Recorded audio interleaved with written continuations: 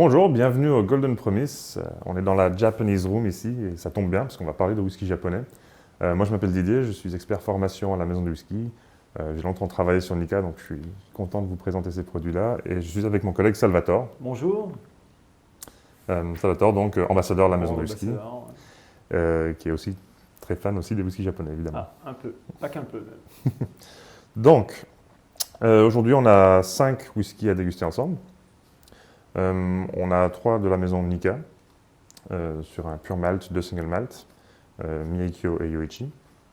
Et ensuite, on ira découvrir d'autres distilleries qui sont un peu moins connues, comme Mars, par exemple, et une toute petite nouvelle distillerie qui s'appelle Nagahama, que vous découvrirez pour la première fois, je pense. Donc, Salvatore. Ce qui serait bien déjà, c'est aussi d'indiquer l'ordre de dégustation. C'est-à-dire, on va commencer d'abord par le Taketsuru Pure Malt. Le deuxième verre sera le Miyagikyo. Le troisième verre sera le Yoichi. On poursuivra avec le Mars et on finira ces dégustations avec le Nagahama. Voilà. Donc, le whisky japonais, qu'est-ce qu'on peut en dire s'il fallait le présenter en une Est-ce qu'il y a phrase? encore des choses à dire sur le whisky japonais? Ben oui, parce que ça fait quand même une petite vingtaine d'années qu'ils sont arrivés en Europe. Et puis, on a l'impression qu'ils sont rentrés dans le paysage du whisky mondial. Ouais, Ils ont poussé des coudes un peu l'Écosse et l'Irlande, je dirais, et les États-Unis pour s'insérer. Est-ce qu'aujourd'hui encore on a besoin de présenter le whisky japonais? Ben, je dirais que oui et non, parce que l'engouement est toujours aussi fort. Moi, je suis toujours sidéré. Il y a encore des gens qui découvrent qu'au Japon, on fait du whisky maintenant. Ouais, c'est vrai qu'il y a encore 10 ans, les gens étaient surpris, ils connaissaient peut-être le saké et ils ne savaient pas que le whisky, c'était une spécialité du Japon, vraiment. Et ils ont eu beaucoup de médailles et qui ont fait que la reconnaissance a suivi aussi par les amateurs. Ouais, c'est là qu'on a braqué les projecteurs mondiaux ont été braqués sur ce pays. Alors l'histoire, on ne va pas vous refaire l'historique du whisky japonais, mais il va bientôt fêter son petit siècle, puisque la première distillerie a été fondée en 1923 par la maison Suntory. Et il y a quand même un homme derrière tout ça, surtout, Didier. Ça tombe bien parce que c'est le nom de la première cuvée qu'on va goûter. C'est le Taketsuru. Donc Taketsuru, c'est Monsieur Taketsuru, son prénom Masataka. Et c'était le premier japonais à vraiment être allé en Écosse pour apprendre à faire le whisky. Donc ça, c'était en 1918. Bon, après, il y a toute une histoire d'amour. Il a rencontré une Écossaise. Ils se sont mariés tout de suite dans l'année. Elle est revenue avec lui au Japon, d'ailleurs.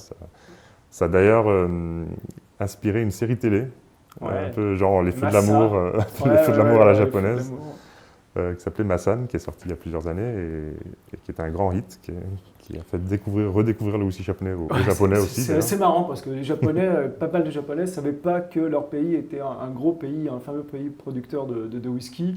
Et cette telenovelas, on va dire, c'était en 2014, je crois qu'elle était sortie, elle a boosté, les gens ont réalisé et tout le monde s'est jeté, enfin les gens qui n'étaient pas encore, les Japonais qui n'étaient pas encore acclimatés à leur propre whisky se sont jetés dessus, quoi. Et ce qui a d'ailleurs posé des réels problèmes de stock, on y reviendra plus tard. Alors juste une petite chose, n'hésitez pas vraiment à poser des questions sur le chat. Et vos remarques sont les bienvenues. Alors, d'accord, donc Taketsuru, Monsieur Taketsuru, il faut dire aussi que le whisky au Japon, c'est aussi l'art de l'assemblage. Lui, il a appris à faire le whisky en Écosse, et là-bas, c'était vraiment l'assemblage à l'époque qui dominait. Et donc là, on est donc sur un assemblage, mais que de single malt. Donc Nikka, ils ont 2 distilleries, qu'on va déguster tout de suite après en single malt. Là, c'est l'assemblage des 2. Donc on a du Miyakyo, en majorité d'ailleurs, Miyagikyo, et du Yoichi. Et donc c'est un assemblage vraiment à la japonaise, sur l'équilibre très fin. On peut peut-être même commencer à déguster. On va commencer à... Ouais, alors c'est la nouvelle version. Taketsuru, ça rend hommage évidemment au père fondateur du whisky japonais. Il y a eu différentes versions. Il y a encore 2 ans, il y avait une étiquette noire, le Pure Malt étiquette noire. Et en 2020, en fait, pour nous, c'était la rentrée au Japon. Ça a été lancé, je crois, au début de l'année 2020. Et en France, c'est arrivé à l'été. Il y a eu une nouvelle version du Taketsuru avec une étiquette blanche, ici, une étiquette blanche et la recette, elle a été un peu modifiée dans les proportions. Tu disais justement qu'il y a pas mal de Miyagikyo et on va voir que que ces petites modifications de recettes vont aussi avoir une incidence évidemment sur le profil aromatique et gustatif. Oui, on ira en détail dans les styles des deux distilleries, mais on va dire qu'il y a un peu plus de yoichi dans l'assemblage. Et ça va apporter un côté un peu plus robuste, un peu plus tourbé. Mais bon, après, ça reste un japonais, c'est jamais très tourbé. D'ailleurs, ça se sent déjà à l'attaque. Ouais, faut savoir que quand on parle de tourbe ou de whisky tourbé au Japon, on n'a rien à voir avec les lointains cousins écossais de l'île d'Islay. On est dans la subtilité. Moi, je crois que c'est d'ailleurs toujours un des marqueurs du whisky japonais et de leur assemblage, c'est la subtilité, l'équilibre. Ils aiment la tourbe, mais pas trop.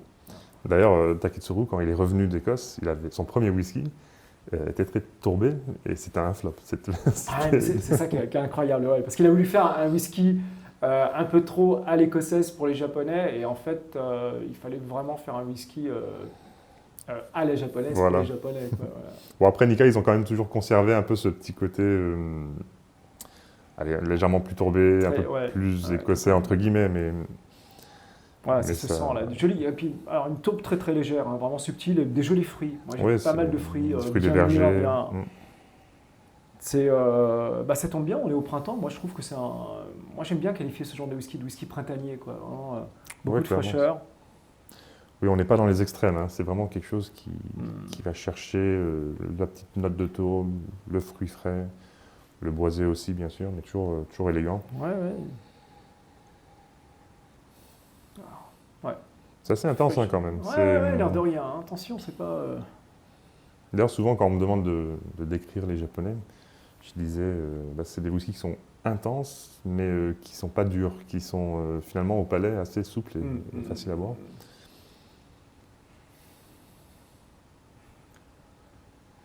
C'est très joli. Ouais, kanpai, comme on dirait là-bas.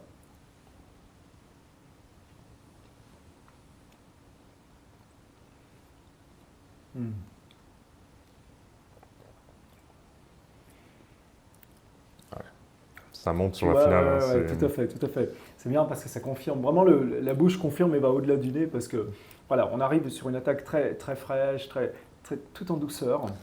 La tourbe, elle essaie de se frayer. C'est très léger, c'est très subtil. Et puis après, il y a une montée en puissance. On a un côté épicé aussi qui arrive. Moi, j'adore. C'est vraiment... C'est ce que j'avais aussi sur les Taketsuru à l'époque. Les 21 ans, c'est quelque chose qui vient, qui augmente, qui s'amplifie en bouche au fil du temps.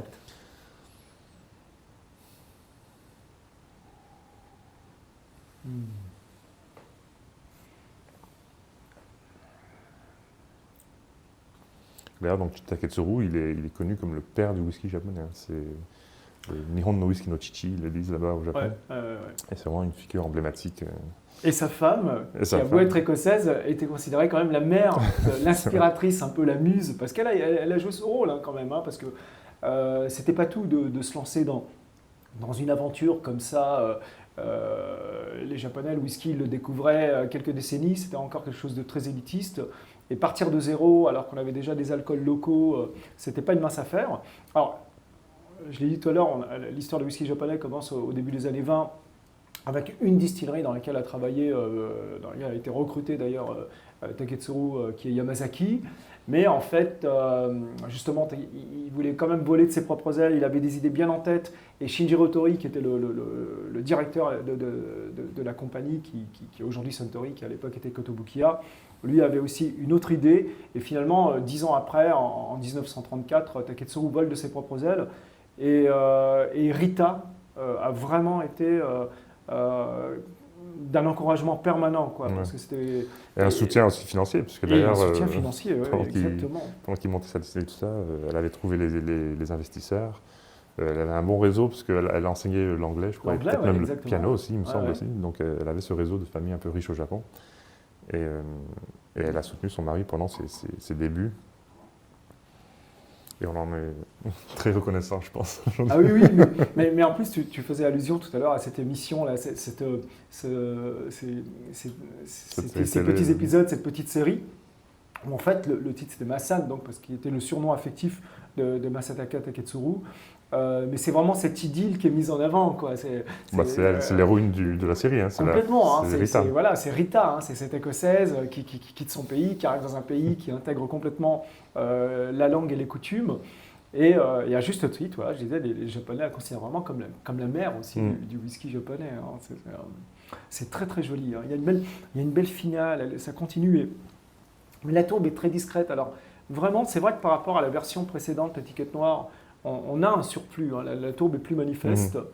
Mais vous attendez pas, voilà. Hein, moi, je dirais que ce type de whisky est tout à fait une belle introduction, même pour les gens qui ont peur des whiskies tourbés et qui savent pas trop qui veulent pas trop mettre les pieds dans le plat. Ça, c'est vraiment quelque chose qui peut les amener, parce qu'on est vraiment sur la subtilité. Et puis après, si on adhère, eh ben, on peut oser pousser plus loin la dégustation sur des choses un peu plus marquées par la tourbe. Ouais, une belle longueur aussi, une belle fraîcheur. Et ça, pour moi, c'est un peu l'archétype du whisky japonais. C'est un assemblage. Alors, on est que sur du malt, hein, mais c'est quand même cet équilibre qui réussit à trouver. L'équilibre, voilà, c'est ça. Hein, sur le fil. Qui les caractérise, hein, comme tout ce qu'ils font, hein, je dirais. Hein. Ouais. Voilà, et même sur les single malts, qu'on va même déguster maintenant, ils ont cette approche de l'assemblage, où ils vont prendre des types de fûts différents, des niveaux de tourbe différents. Même au sein de la même distillerie, ils vont tout faire pour multiplier les styles de whisky qu'ils ont à leur disposition pour faire un single malt, toujours dans cet esprit d'équilibre, de finesse. Et Miyagi-Kyo, qui est le prochain single malt qu'on va déguster, c'est un parfait exemple. Et je rebondis sur ce que tu disais, sur cette notion d'assemblage, de différents âges, différents types de maturation. Et c'est une différence assez importante par rapport au whisky écossais. Il faut savoir qu'au Japon, les maisons, les compagnies ne vont pas s'échanger, se vendre ou acheter des fûts chez le voisin. Hein. C'est-à-dire qu'en Écosse, il va y avoir des compagnies rivales, entre guillemets, mais pour leur assemblage, ils ne vont pas hésiter à s'acheter des fûts de différentes distilleries. Au Japon, tout est fait à la maison et rien ne sort de la maison. Et en fait, donc, ils doivent sur place se donner les moyens de faire différents types de whisky qui après vont être un single malt. C'est le travail, c'est vraiment, comme tu le dis Didier, un travail d'assemblage. Et on dit d'ailleurs qu'une distillerie japonaise, enfin on parle des grosses distilleries japonaises, sont capables de faire des centaines, si ce n'est pas des milliers de profils différents, alors qu'en Écosse, on vous dira, notre distillerie, elle fait toujours le même style. On s'attachera. Ça, c'est une différence très très importante. Là, on me posait souvent la question sur des salons, par exemple, c'est quel est le niveau de tourbe, dans quel type de fût. Il y a un peu de tout, en fait. C'est un assemblage de styles différents. C'est presque une obsession, je dirais. Hein, c'est clair. Alors, Miyagi-Kyo. Alors, Miyagi-Kyo, par contre, là, on peut dire qu'il y a quand même une dominante de fût de sherry. Sur les deux single malt, d'ailleurs, le Yoichi aussi. Même si c'est moins marqué sur le Yoichi, le Miyagi-Kyo, il prend vraiment son caractère de ce fût de sherry, ce vieillissement. C'est une distillerie qui est dans la préfecture de Sendai. Et donc, plutôt dans les terres. Le Miyagi-Kyo, ça veut dire la vallée de Miyagi. Il y a des gens qui disent si c'était un Écossais, ça serait Glen Miyagi. Glen Miyagi. C'est très joli d'ailleurs. Et c'est superbe. La distillerie, ils l'ont choisi vraiment pour les conditions climatiques déjà. La source d'eau qui est à l'encontre de deux rivières. Mais aussi, parce que quand on va sur place, moi j'y suis allé 3-4 fois, à chaque fois, ce qui me marque, c'est qu'on a l'impression de rentrer dans les nuages. C'est une humidité qui est presque visible. Et qui est, Taketsuru avait choisi celui-là justement pour ces conditions qui sont parfaites pour le vieillissement. Ouais, puis il n'a pas choisi d'un coup. Je crois qu'il a mis 3 ans à trouver le site. Hein. Alors il y a une petite anecdote assez rigolote. La légende.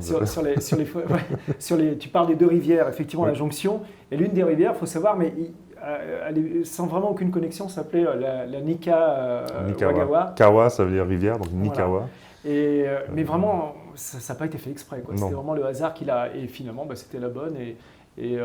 Alors Miyagi-Kyo, c'est une distillerie quand même qui est assez moderne. Hein. Oui, c'est la deuxième distillerie en fait. Ils ont commencé en 1934 avec Yoichi. Et Miyagi-Kyo, ils l'ont construite en 69. Donc c'est là où ils commençaient vraiment à produire plus de volume. Et ils avaient besoin d'une seconde distillerie. Et en même temps, ils voulaient faire une distillerie qui est complètement différente de la première pour faire des blends intéressants, justement pour encore élargir leur palette gustative de whisky. Et donc Miyagi-Kyo, on est sur un style plutôt, on dit fruité, élégant, plus japonais entre guillemets, des deux distilleries. Et c'est vrai que ce style, il plaît beaucoup aux Japonais, et c'est en général Miyagi-Kyo qui prend la dominante dans la majorité de leurs blends. L'autre distillerie Yoichi, on va plus l'utiliser avec parcimonie pour ajouter un petit peu de caractère. Miyagi-Kyo, c'est vraiment, pour moi, c'est le cœur de Nika.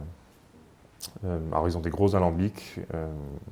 Tout est fait pour vraiment garder les arômes les plus légers et d'avoir quelque chose de plus élégant. Et d'ailleurs, moi, c'est ma distillerie préférée. Je pense que quand on me demande ma distillerie préférée, je suis on sur parle Miyagikyo. beaucoup d'Yoichi parce qu'il y a ce côté tourbé, et on verra plus tard, plus marqué, mais Miyagikyo, c'est beaucoup de délicatesse. D'ailleurs, moi je le sens, c'est un vrai bouquet, c'est très floral. Moi, à chaque fois, je le redécouvre, mais il y a cette constante qui est d'une élégance. On est sur vraiment le côté fleurs séchées, mais il y a un côté capiteux en même temps. Hein. Ouais, et puis bon, après, il y a le sherry qui est en dessous aussi, qui Ouais, apporte voilà, un peu son influence. qui apporte ses fruits secs aussi. On est moins sur le fruit frais qu'on avait sur le Taketsuru. Exactement. Là, c'est plus le On fruit commence sec. à confire, voilà. Ah oui, puis on peut deviner à travers cela vraiment ce travail d'assemblage. Alors des fois on se dit mais ils s'en font un peu trop peut-être, tout ce travail pour en arriver là, mais ça c'est propre aux Japonais, hein, c'est le souci du détail. Et ça paraît simple comme cela, c'est un whisky qui a une approche très très très, très simple, mais en fait c'est bourré de complexité. Et ça c'est la réussite vraiment de toujours cette maîtrise de l'assemblage. Voilà, c'est vrai que c'est peut-être plus simple des fois et plus impactant d'avoir des extrêmes, des whiskies très tourbés ou 100% sherry. Les Japonais, ils ne vont pas trop marcher sur ce chemin-là. Je pourrais sentir des heures.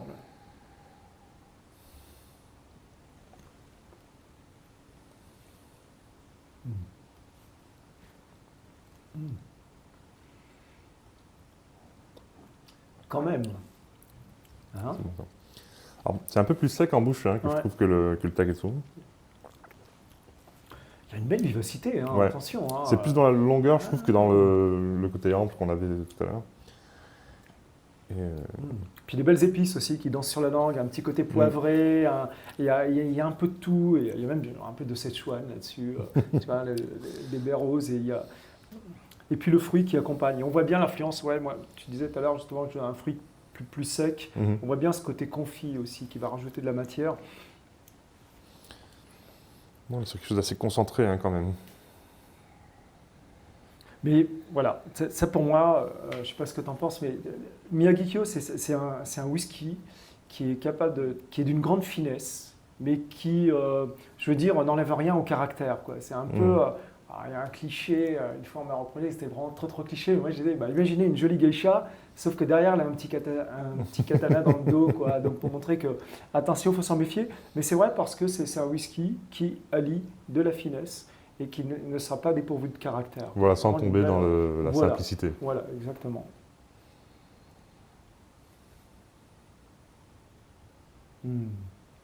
Alors Miyagikyo qui a été créé en 69, mais qui depuis 1999 héberge, on va en parler quand même, c'est assez important, héberge deux types d'alambics qui sont les alambics Coffey. Alors, rien à voir avec le café, souvent le Coffey, c'est Elias Coffey, l'inventeur, l'ingénieur irlandais qui les a mis au point. Ils ont été importés d'Écosse en 1963. Et donc ils sont arrivés parce qu'ils n'ont pas été toujours à Miyagikyo, ces alambics, Didier. Oui, c'était à Nishinomiya, c'était jusqu'en 99, ça me semble. Et donc ils les ont rapatriés sur le site de Miyagikyo. Donc c'est l'une des rares distilleries qui produit à la fois du single malt et du grain whisky. Il y en a très peu, je crois qu'il n'y en a qu'une en Écosse qui fait ça, et c'est assez rare. Et donc il y a beaucoup de blend en fait. Toute la partie grain vient de Miyagikyo et une grosse partie de la partie malt vient de Miyagikyo aussi. C'est pour ça que je dis que c'est un peu la distillerie clé sur les assemblages en tout cas. Exactement. Alors il ne faut pas oublier quand même l'autre distillerie qui est la plus connue, c'est Yoichi. Yoichi. Qui est la prochaine qu'on va déguster. Alors là on voyage, parce qu'on était sur l'île de Honshu, donc l'île principale de l'archipel japonais, et là on va tout au nord sur Hokkaido.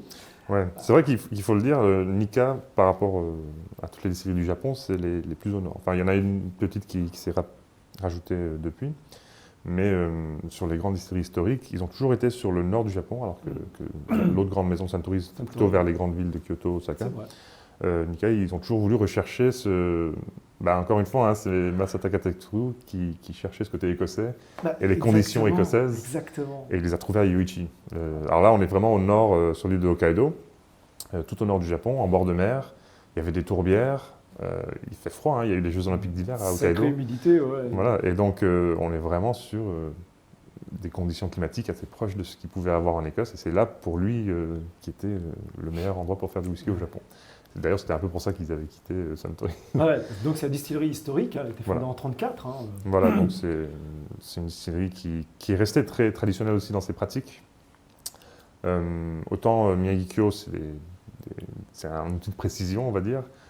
Autant chez Yoichi, ils utilisent encore la chauffe au charbon, directement, une chauffe directe. Les alambics sont chauffés comme un barbecue. Hein, Ce qui est unique, parce que même en Écosse, ce processus a été abandonné depuis très très longtemps. Hein. Le charbon, c'est vraiment très historique. On est passé ensuite un peu comme le brûleur à gaz, quoi, à la flamme, et puis maintenant on est à la vapeur. Et c'est dingue, parce que Yoichi, encore aujourd'hui, et toujours quand on demande aux gens qui travaillent à la distillerie, mais pourquoi vous faites ça? Parce que Taketsuru l'a voulu, et on va encore prolonger cette tradition. Et d'ailleurs, Didier, je te laisse, il y a quelque chose de... Alors on dit, bon, le charbon, c'est pas très écolo tout ça. Oui, mais ils ont quand même beaucoup investi à un moment pour un système de filtration. Ouais.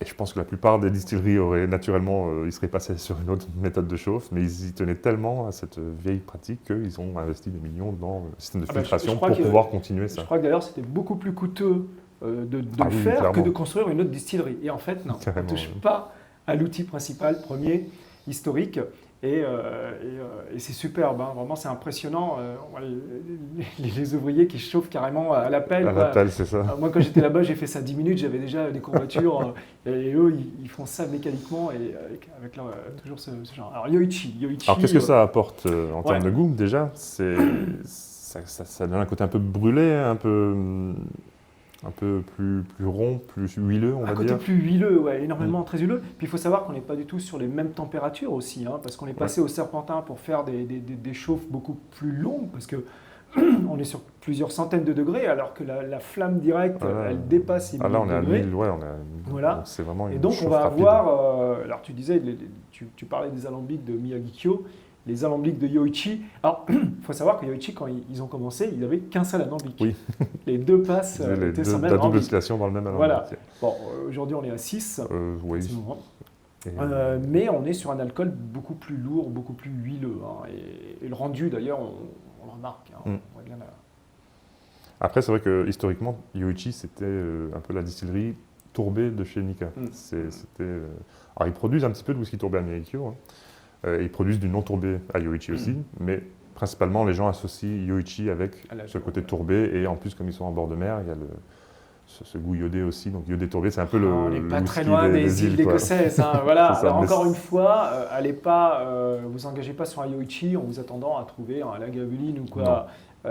Encore une fois, la tourbe, elle est subtile, hein, elle est plus marquée évidemment. À l'époque, on l'a comparé un peu à Talisker, mais même aujourd'hui, sur ce nouveau, c'est encore moins tourbé, je trouve. Et on est vraiment sur le côté iodé qui ressort plus qu'avant. Pour moi, ça apporte une fraîcheur, parce que d'un côté, on a cette texture huileuse lourde, et de l'autre côté, on a cette fraîcheur marine qui donne un bon contrepoint. Ah, c'est très joli, moi aussi j'aime bien. Alors, un petit mot quand même sur ces embouteillages, vous les connaissez, vous l'avez noté, on n'a pas de mention d'âge. C'est des embouteillages qui sont arrivés en 2015, voilà, ils ont été encore en 2015. Et alors qu'avant, on pouvait trouver des 10 ans, des 12 ans, 15 ans, et même chez Yoichi, 20 ans. Et puis, je ne vais pas dire du jour au lendemain, mais tout d'un coup, on est passé Nikka et bon, l'autre groupe japonais aussi est un peu sur cette perspective, a supprimé la notion d'âge parce que les stocks on est à flux tendu, vraiment. Il y a eu un renouveau du whisky japonais, hein, parce qu'il y a vraiment eu des hauts et des bas, un peu comme les montagnes russes, hein, avec un pic dans les années 80, incroyable. Au Japon, on consommait bien plus de whisky dans un pays qu'en Écosse et même sur le monde. Hein, il y avait des chiffres qui étaient vraiment impressionnants. Et puis, il y a eu un déclin, mais comme on l'a eu dans le monde aussi avec les Écossais, on a appelé ça le whisky lock, hein, dans les années 80, qui s'est poursuivi jusqu'aux années 90. Et au Japon, eh bien, il faut savoir que fin 90, voire 2000, plus aucune distillerie fonctionnait. C'était la crise, le whisky s'est effondré. Et en fait, Yoichi, alors c'est intéressant parce qu'en 2001, alors il y a une sorte de fête au whisky, aux récompenses, un peu l'équivalent des Oscars du whisky, les World Whisky Awards, qui existe depuis des années et qui récompensait toujours des whiskies écossais, principalement écossais quand même. Et en 2001, Alors là, c'est la découverte du Japon parce qu'il y a une catégorie suprême, le best of the best, c'est-à-dire le single malt, mais le champion toute catégorie, on dirait, qu'est Yoichi. Un Yoichi 10 ans brut de fût. C'est la première fois qu'un non-écossais remportait Voilà, ce exactement. titre. Et là, les gens, quoi, mais c'est quoi cet ovni un peu Puis les Japonais font du whisky. Et donc, c'était un Yoichi, le premier. D'ailleurs, on était un peu fiers parce qu'à la maison du whisky, le fût, on l'avait lorgné, on l'avait sélectionné aussi. Et, et donc, il y a eu. Alors, non pas que le whisky a connu un boom d'exportation aussitôt, parce que les Japonais consommaient pour eux, mais après, via la France et l'Europe, et maintenant même les États-Unis, il y a eu cette demande. Et voilà, cette version-là est apparue, ces versions-là sont apparues en 2015. Et on disait qu'en 2014, il y a eu le fameux feuilleton qui a suscité un nouvel engouement pour le whisky local auprès des Nippons. Et c'est sûr que ça, plus la demande extérieure, a fait qu'au Japon, on est à flux tendu. On est à flux tendu parce que ils avaient encore en tête la catastrophe, la chute de production, où donc des distilleries ont fermé, Nikka, Suntory tournaient au ralenti, voire pas du tout à un moment donné. Ils se sont dit, on ne va pas refaire 2 fois la même erreur. Donc cette fois, on calcule à non pas long terme, mais à moyen terme. Et on s'est retrouvé un peu. Alors, et puis, de toute façon, il faut attendre le temps que ça mature. il faut attendre que ça mature. Alors beaucoup regrettent effectivement la disparition de ces versions âgées. Cela dit, les Japonais, encore une fois, vont montrer cette maestria de l'assemblage en faisant un whisky. Alors, on est sur des whiskies qui tournent autour d'une dizaine d'années. Alors, il y a un peu plus, il y a un peu moins, mais avec un rendu, je dirais, qui est assez synthétique en fait. Donc, en gros, au lieu d'avoir un 10 ans, 12 ans, 15 ans, en fait, ils ont fait une seule version où ils répartissaient un petit peu le poids des âges pour avoir quelque chose qui finalement est assez équilibré, qui a la fraîcheur justement et la maturité. On n'est pas vraiment perdant dans ces versions-là, c'est des belles versions. Moi je continue là depuis tout à l'heure de le sentir, mais toujours...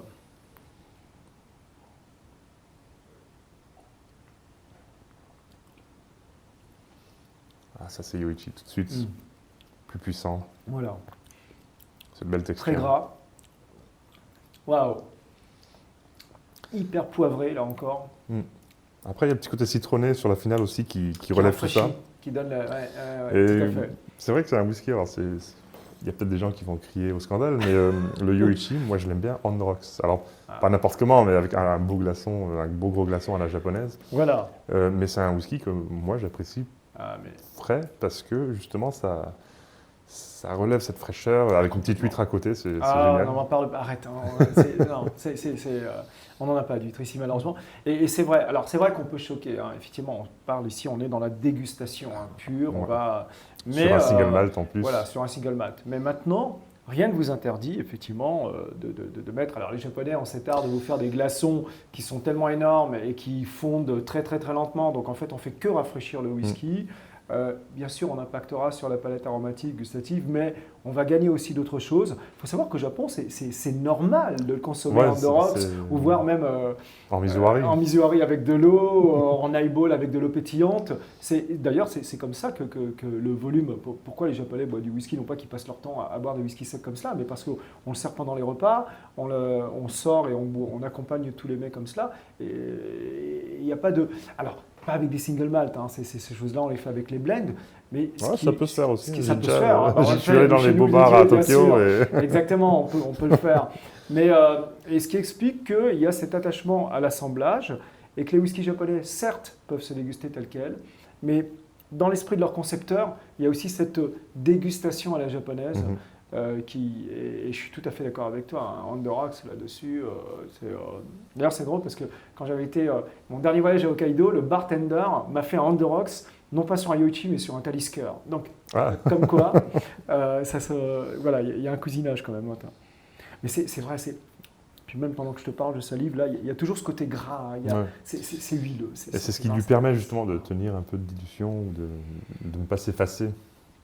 D'ailleurs, dans les assemblages aussi, dans un Taketsuru, le Yoichi, il y en a assez peu, mais finalement, on le sent, il s'exprime.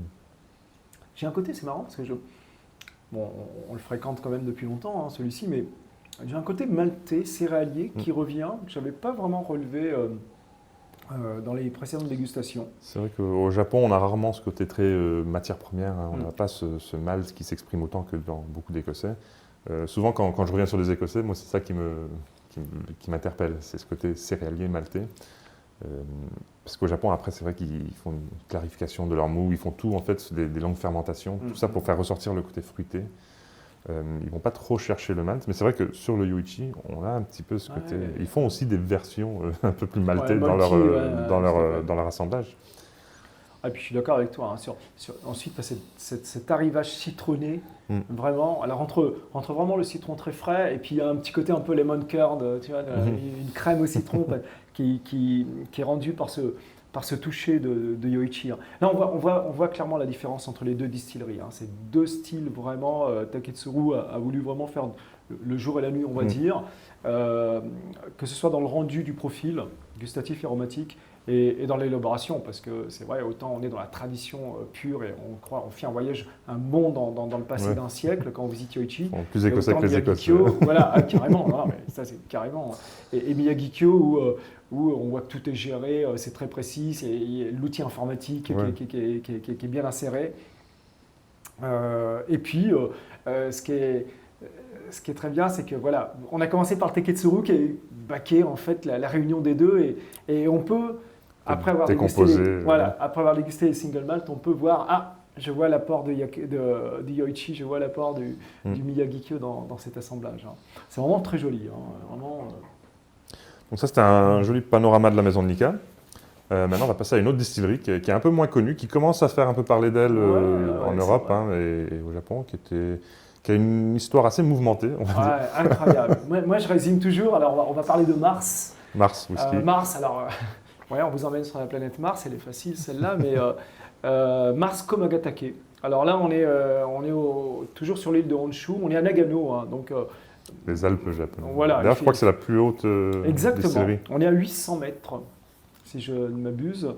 Alors, c'est vrai, moi, si je dois identifier ou donner une définition de Mars, c'est la persévérance. Ouais. La persévérance, parce qu'il n'y a pas histoire plus chaotique que cette distillerie, ou que ce groupe, en tout cas, parce que c'est Hombo Shuzo, hein, c'est un groupe japonais. Alors, on n'est pas dans les mêmes proportions de production, ni de moyens. Et là, mais il y a un point commun avec Nikka, oui. On va y revenir. Il y a un point commun. Mars, en fait, ils ont eu. Hombo Shuzo, c'est une maison qui produit du shochu. Shochu, c'est l'alcool national japonais, je dirais. On est sur un distillat, de céréales. Ça peut être de l'orge, ça peut être du riz, ça peut être des patates douces aussi.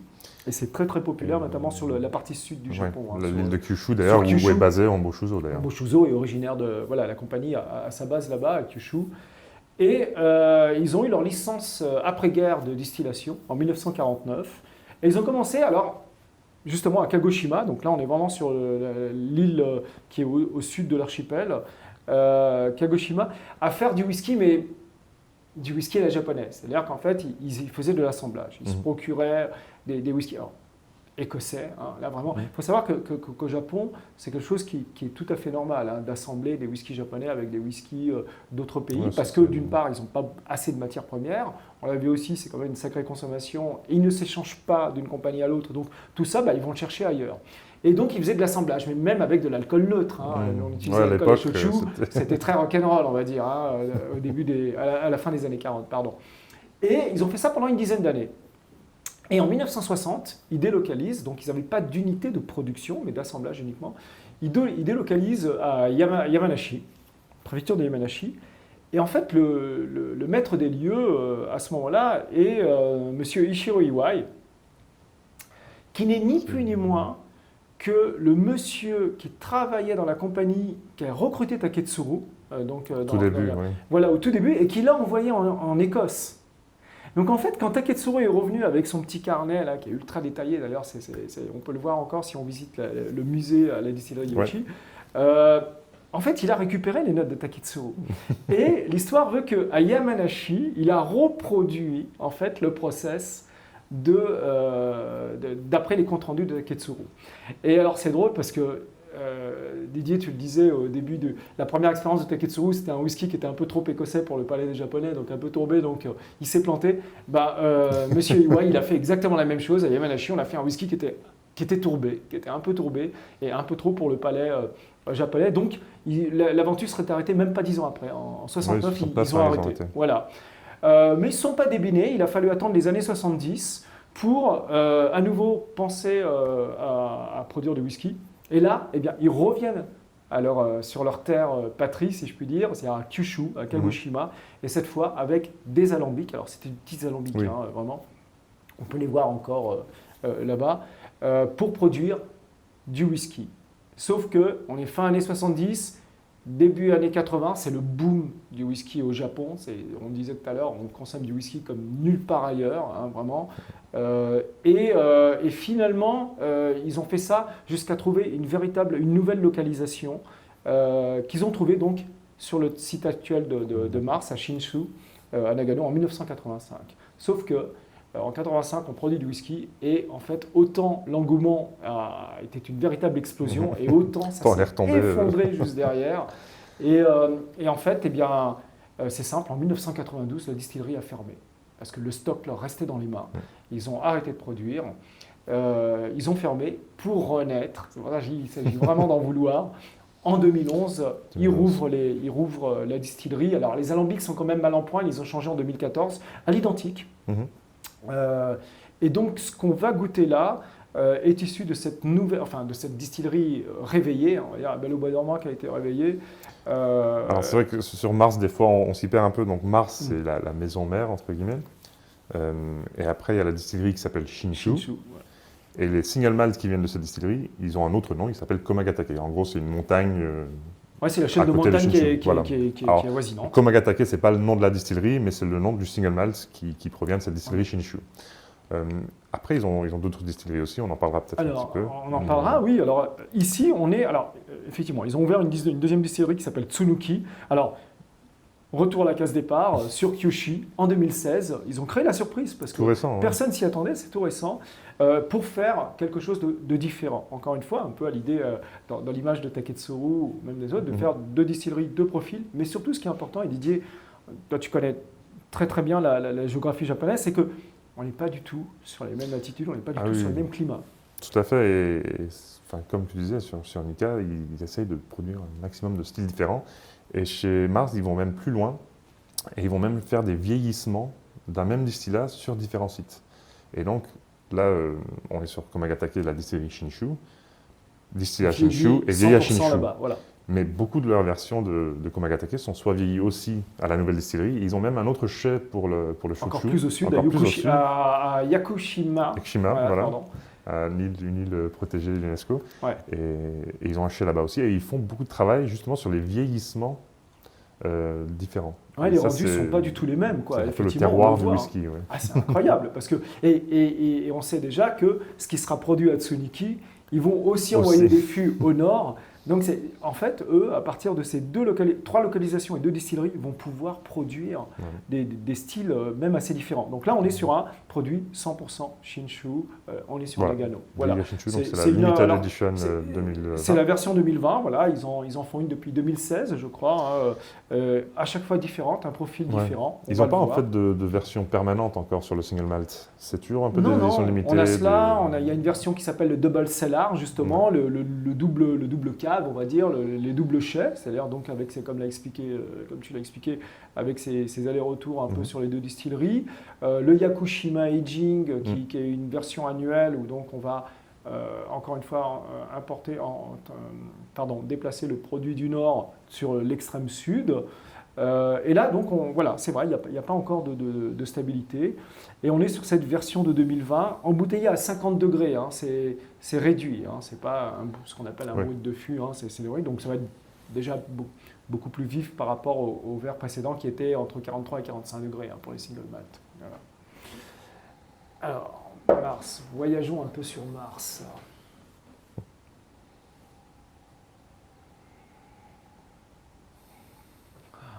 C'est très rond, là aussi. Il n'y a pas un élément qui se détache, c'est vraiment bien fondu. Non, non, encore une fois. Ce boisé qui est bien fondu. Ouais, complètement. Alors, on est sur cette version-là, on est sur un abondance de vieillissement fût de Bourbon. Hein. On utilise toujours fût de sherry, hein, à l'écossais, si je puis dire, fût de Bourbon, mais là, on a vraiment une très grosse majorité de vieillissement fût de Bourbon. Alors, on est sur des jeunes whisky, attention, hein, rappelez-vous, la distillerie a rouvert en 2016, hein, donc on est sur des jeunes whisky, mais en 2011, en pardon. 2011, oui. En 2011, excusez-moi. Leur premier whisky est sorti après. Mais on voit aussi la maîtrise de l'âge. C'est-à-dire quand on dit on recherche des whiskies forcément âgés, non.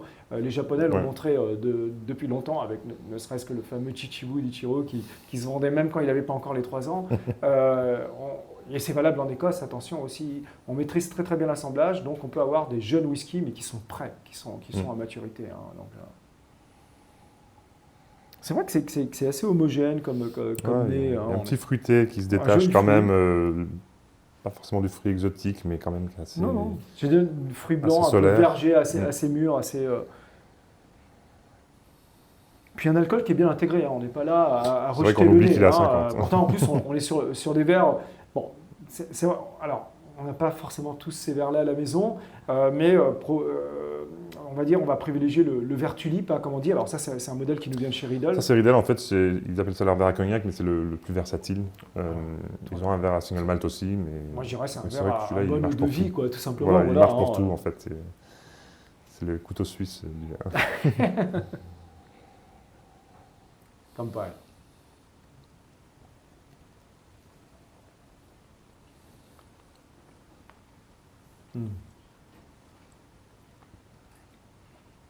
Wow. Ah purée. Wow. J'aime bien. Non, mais, moi, c'est un de mes préférés dans la gamme de Mars là, actuelle. Il y a une belle gourmandise. Tu as de la matière, tu as le fruit, bon 50% mais bien intégré, hein, vraiment un alcool très très bien intégré. Mais alors après, tu as une explosion d'épices. Moi, je suis très sensible à ça. Quand je vois un whisky épicé, il a déjà mon approbation. Quoi. Mais puis ça te danse sur la langue, pareil. Tu as un peu de tout, puis tu as une note de poivre vert, tout y passe. Tous les poivres y passent en fait pour moi. Blanc, vert, noir. Et puis ce fruit qui va... Il y a un côté aussi... un côté en pâtissier, attention, ça ne veut pas dire que c'est ultra sucré, mais tu vois, qui donne de la matière, encore une fois. Vanillé, support, voilà. Là, on voit le travail, on voit l'apport du Bourbon, du fût de Bourbon. Ouais, puis il y a un peu un côté caramel sous-jacent qui apporte de la gourmandise. Bon, on est vraiment chez un pâtissier. J'aime beaucoup cette version de Nord.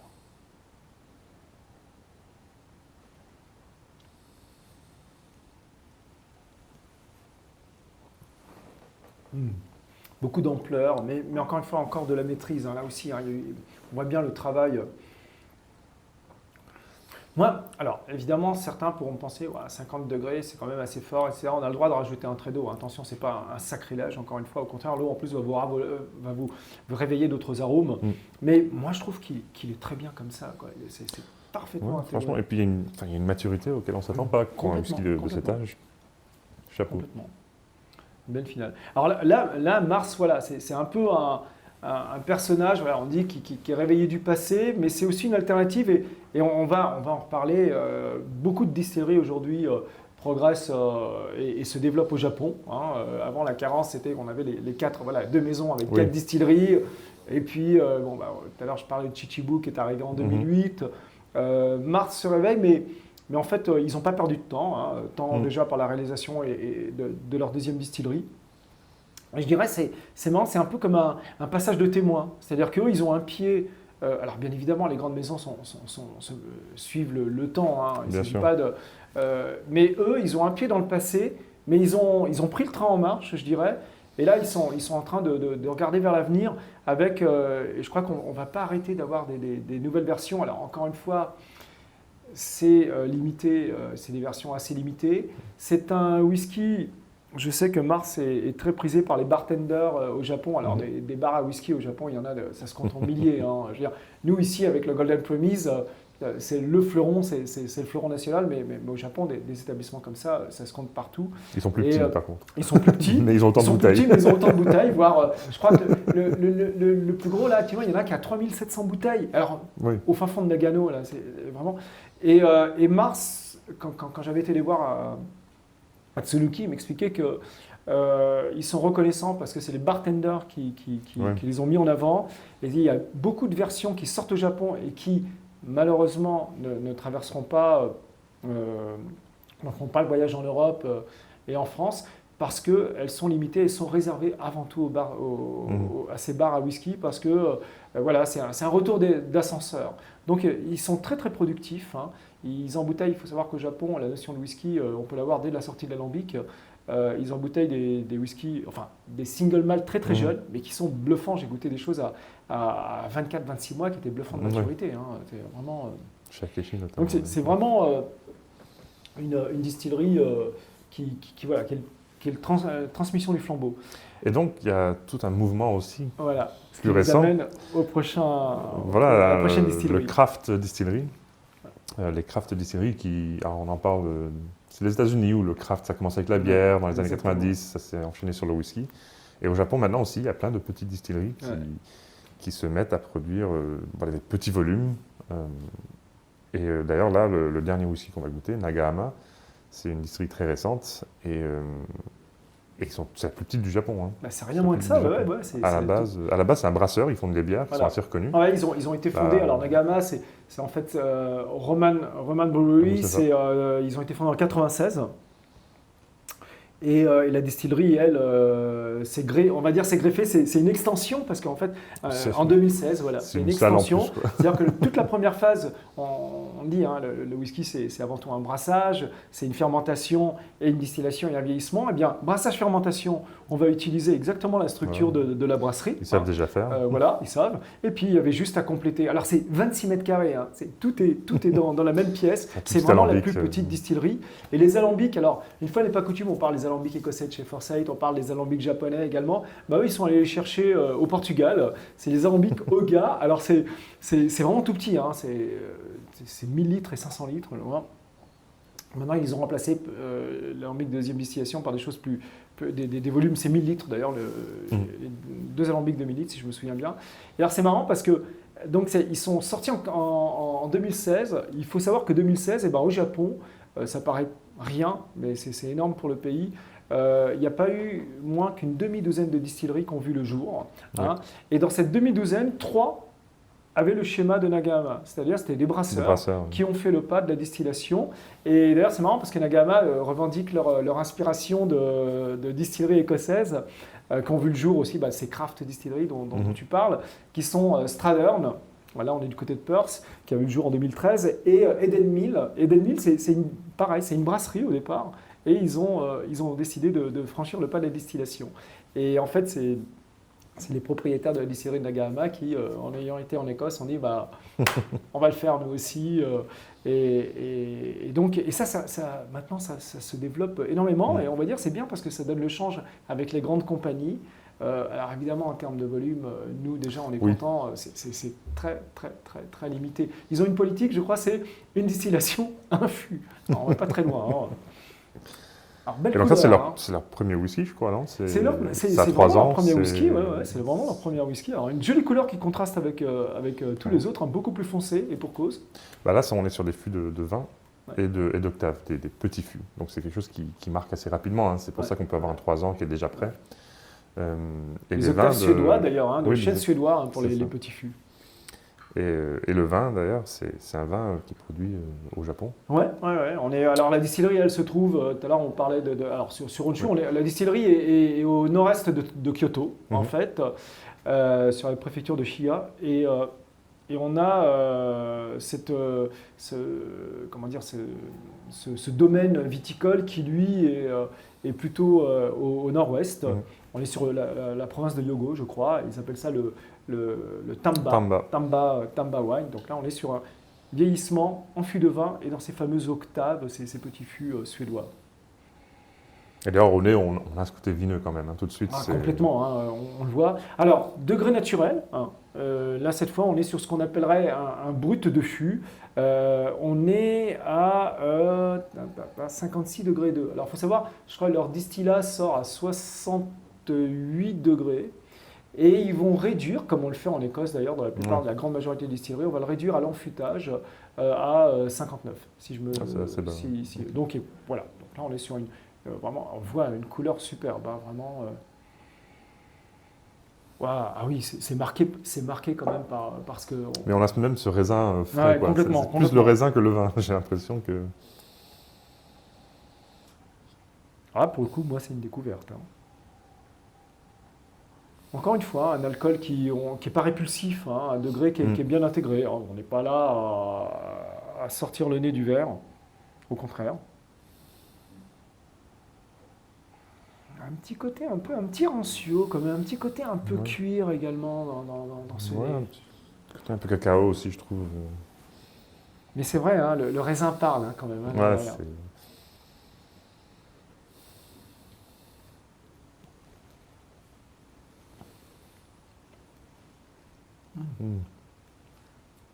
Ah, ça me fait penser à la prune. Waouh.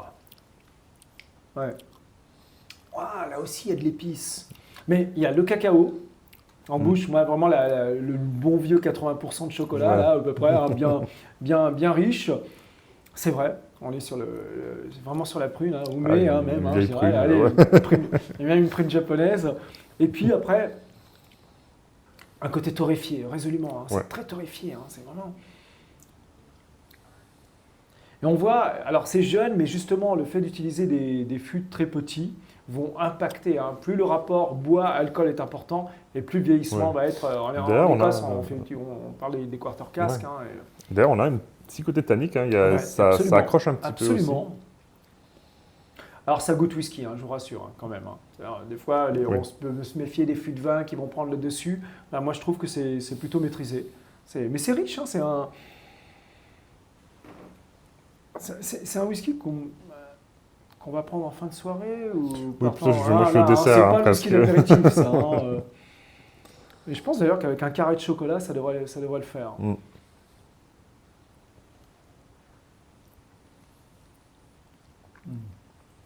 Une belle concentration, c'est complètement expressif.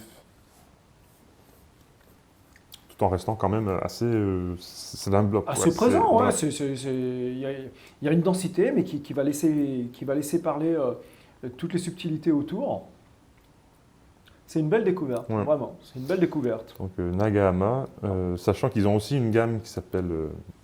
alors Nagahama à l'envers, Amaragan, si je me trompe pas. Donc Amaragan, parce qu'ils produisent leur single malt, mais ils font aussi des assemblages, ce qu'on appelle aujourd'hui les World Blend, qui s'est développé au Japon, enfin qui a toujours été un peu historique, traditionnel au Japon. C'est vrai que, comme tu disais avant, ils produisent le maximum de whisky chez eux, mais ils n'échangent pas avec les autres producteurs. Et donc ils vont aussi des fois piocher dans les autres pays, en Écosse notamment, pour ajouter un peu de couleur à leur palette de whisky pour les assemblages. Et donc c'est quelque chose qui a toujours été traditionnel dans les blends japonais, parce qu'il faut quand même garder à l'esprit que le Japon c'est le blend hein, avant tout. C'est avant tout le blend. Et donc ce World Blend s'est développé, ils sont plus transparents et ils sont même allés jusqu'à créer une définition du whisky japonais, du Japanese whisky. C'est très récent, hein, c'était en février, vous l'avez peut-être vu sur Whisky Magazine, il y avait un article là-dessus. Et le but, c'était vraiment de dire... ils n'ont pas interdit, bien sûr, cette pratique de World Blend, mais de dire que si on met Japanese Whisky sur une étiquette, ça veut dire que ça a été distillé uniquement au Japon, minimum distillé, 3 ans. vieilli et mis en bouteille au Japon. Exactement. Et donc, c'est le cas de tout ce qu'on a aujourd'hui, hein, par exemple, mais il faut savoir que la majorité des blends au Japon sont quand même, ils ont une petite part de whisky écossais ou américain. Canadien même, canadien, sur les grains. Et donc, oui, c'est une nouvelle définition. En fait, ce n'est pas une réglementation du gouvernement, c'est l'association des producteurs, des distillateurs au Japon qui se sont un peu appliqués cette règle à eux-mêmes, dans le but justement d'être plus transparent. Et c'est vrai qu'il y a aussi quelques whiskies qui arrivent sur le marché, surtout à l'étranger, aux États-Unis et en Europe. C'est vrai, on ne les voit pas au Japon. On les voit peu au Japon, qui n'ont pas de distillerie derrière en fait. C'est purement de l'import qui est réembouteillé. Souvent, avec des belles étiquettes japanisantes. Voilà. Alors, en général, plus l'étiquette est japonaise, moins le whisky l'est. Il faut faire attention. Et donc voilà, c'était un peu pour se protéger de ce opportunisme un peu récent. que les grandes distilleries historiques se sont un peu mis d'accord pour créer cette définition. Alors ça va pas changer grand-chose dans l'immédiat, parce que ça s'applique que aux membres de l'association. Exactement.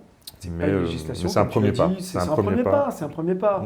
Alors, tu disais, oui, Nagahama fait une gamme, mais ce sont des blended malt, là, pour des le coup. blended malts. On n'est que sur les malts. Hein. On est vraiment sur une sélection. Il y a eu une première version, enfin différents affinages également. Mais on est sur des blended malt, donc ce qui était l'ancienne appellation des pure malt. Hein. Enfin, difficile un peu à suivre, mais que les Écossais ont modifié il y a quelques années. Mais qui est tout à fait, encore une fois, tout à fait naturel. Hein. Il ne faut pas être choqué. Moi, je retiens qu'une chose quand on parle de « Ah, mais oui, mais alors il y a du whisky écossais, etc. » Moi, je retiens une chose, c'est que de toute façon, la qualité, elle est là, elle est présente. Ouais. Qu'est-ce qu'on demande à un whisky? C'est qu'il soit bon. Et ça va prouver leur maestria, comme on l'a évoqué au tout début de cette dégustation, de l'assemblage. Ichiro Akuto a été, on va dire, le précurseur. Il a lancé d'ailleurs lui-même un World Blend où il allait chercher de l'irlandais, de l'américain, du canadien et donc son propre whisky japonais, Chichibu. Et qui a encore gagné une médaille récemment au Whisky Awards. Oui, voilà, parce qu'à la fin, l'amateur, nous, vous, hein, je veux dire, à la fin, c'est bon, c'est très très bon. Et il faut le faire. Hein. Je prends toujours cette image, c'est comme si on voulait faire un groupe de musiciens en prenant un joueur philharmonique, un rasta, un hard rocker, un punk, et puis on dit, bah voilà, vous allez jouer ensemble. Et c'est pas une mince affaire, hein. Mais eux, ils y arrivent. Voilà, c'est ce qu'il faut retenir. Hein. On reste sur des whiskies plus que jamais qualitatifs. Voilà. Bah écoute, c'est une belle dégustation. Hein. J'espère on comprend pourquoi le whisky japonais reste très... plus que jamais dans le cœur, hein, dans les cœurs des amateurs de whisky. J'espère que vous prenez plaisir comme nous, en tout cas, on le prend, renouvelé à chaque fois. Encore une fois, vos remarques, vos questions sont les bienvenues. Ces whiskies sont disponibles dans nos boutiques, sur whisky.fr, évidemment. Voilà, donc maintenant, il n'y a plus qu'à. Il n'y a plus qu'à. Et puis, sayonara. Arigatou gozaimashita.